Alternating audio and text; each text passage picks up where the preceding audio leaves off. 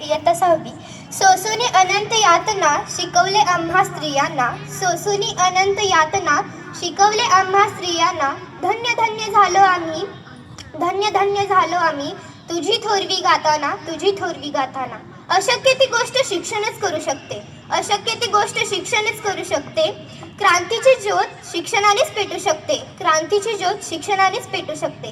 ते ओळखले ते क्रांतीज्योती सूर्याने. म्हणून माझा पहिला नमस्कार त्या क्रांतीज्योती सूर्याला, ज्यांनी स्त्री शिक्षणासाठी मोहत मिळवली आणि माझी आई, माझी ताई, माझी माई हे शिकले आणि कुटुंबाला शिक्षित केले.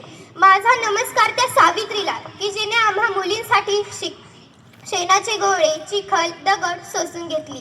नमस्कार त्या माझा महामानवाला, की ज्यांनी सांगितले शिक्षण हे वाघिणीचे दूध आहे आणि ते पिल्यावर माणूस गुरगुरल्याशिवाय राहत नाही. अहो, तिला जन्माला घालता, मुलात आणि मुलीत भेदभाव का करता? मुलगा वंशाचा दिवा, मुलगी ती कार्टी.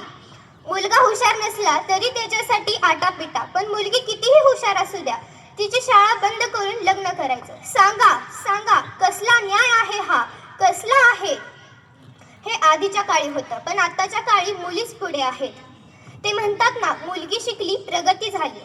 मुलगा शिकला शिकू द्या, मुलगी शिकली पाहिजे, अथवा दोघांनाही शिकवा, पण भेदभाव करू नका ना. किती भोगले किती सोसले तरीही तिने शिकवले, किती भोगले किती सोसले तरीही तिने शिकवले. स्त्री शिक्षणाच्या धडे पुढे तिच्या साऱ्या जगाने लिहिले, तिच्या साऱ्या जगाने लिहिले. धन्यवाद.